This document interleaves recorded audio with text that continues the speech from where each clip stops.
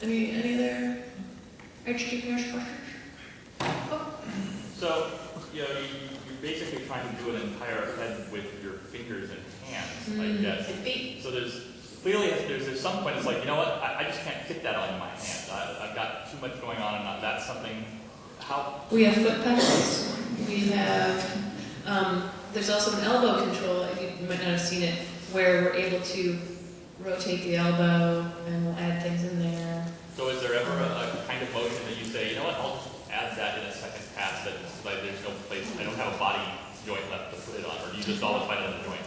What we do is, if there's a specific scene and you know you're going to there's a really crazy moment, I will have a certain expression that I've designed, but it's not attached yet. And I know, okay, this scene's coming up, so I'll eliminate something and attach that expression.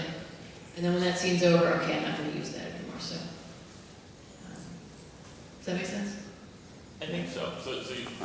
I can let's say this finger is like angry, sad, and and within the angry band, I've got all these muscle movements, you know. And in this one scene, she's going to be sexy and like wink. Okay, I'll save the wink for the next scene coming up. I'll remove the angry, sad band from this first finger and attach the wink. I know that. Yeah. And then when I'm done with that scene, I'll remove it and put back happy sad. But yeah. Do you ever get mixed up with your face, with your different programs? I don't, because it's weird. It's like a saxophone, and you know when you press this finger, it's always going to be E or something. So I always have my eye blinks in, even though they're internally the eye blink for Raisins is going to be different than Country Bear, you know, whatever. But I'll maintain eyeball, EO, you know, I'll maintain them in the same area. So it's still my saxophone, but no matter what music piece gets thrown in front of me, I can play it. It's going to be different. The nuances will be subtle, but another puppeteer would not be able to use your setup. Absolutely not. No way. It's kind of good because it kind of keeps it. It's like They're very territorial. Go ahead, play, figure it out. But no, because somebody else is going to be completely.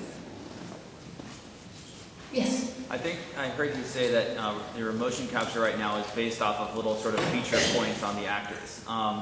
There's been a lot. Performance, the motion capture. Yes, there's been a lot of work ongoing about how to actually just have multiple cameras taking pictures of everything going on in the space, not just a few points in tree space. Would you imagine that would make a material difference in what you can achieve in the finished product? That's a tough question because we actually have a separate company that operates the motion capture in conjunction with our HTTPS spatial system. So I'm sorry I don't know enough about that.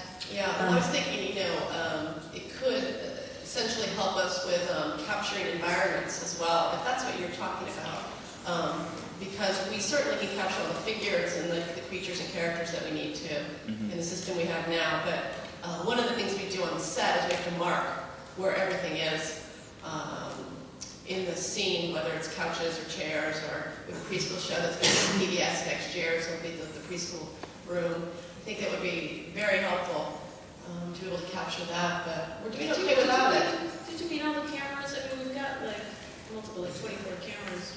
Is that what you meant? No, what I meant was that there are things that are, instead of capturing a suit that's got sort of markers and known locations on the actors, it just takes pictures of whatever is going on inside the volume, and then actually can it's a volumetric capture instead of a point capture. That's sweet. Yeah, it's also not quite ready for prime time yet, but well, we're open to hooking up with people, you know, on the motion capture end.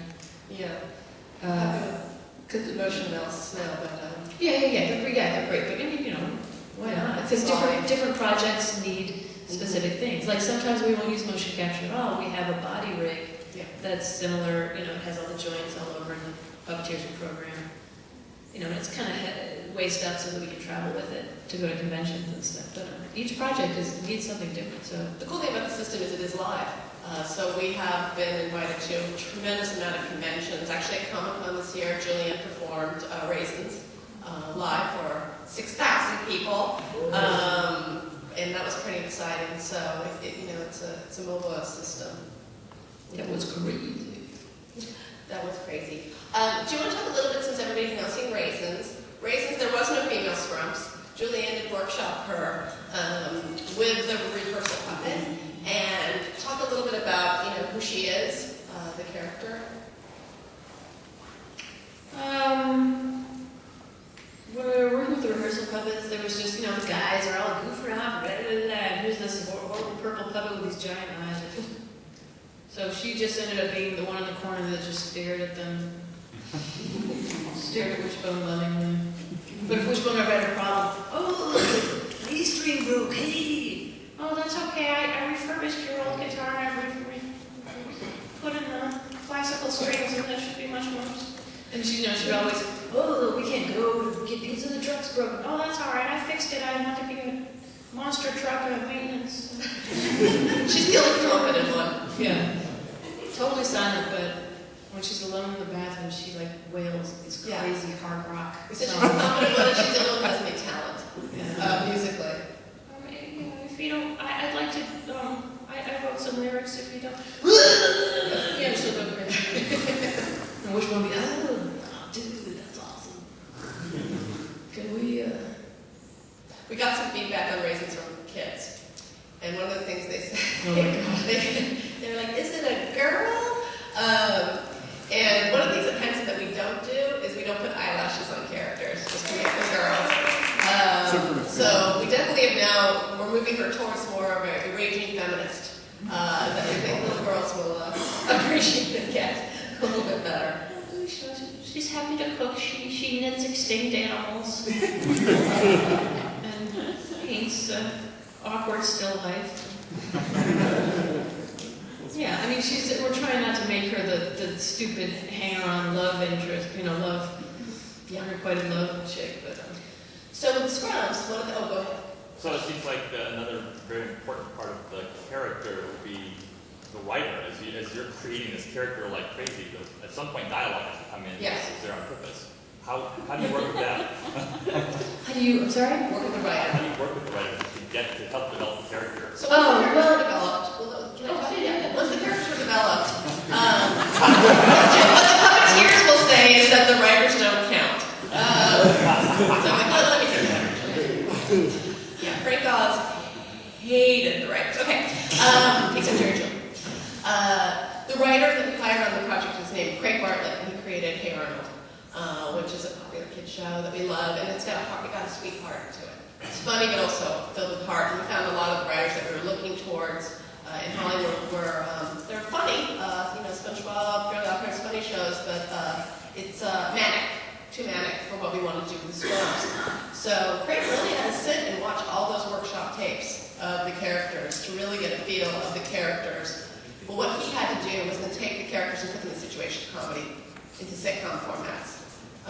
It is, what's that smell? We always call it, that's the classic episode, what's that smell? Meaning who cooked that bad thing in the kitchen, and let's watch the story that takes place and unfolds. That's what was kind of unusual about Scrubs, Yeah. is that we started first. Yeah, The writers had definitely to come in and, and expand on what we laid down, which is totally unusual. Usually we have to come in and see what they're giving us and make that come to life. But as a writer, yeah, I mean, the thing is, though, I've actually never worked with puppets, so I haven't.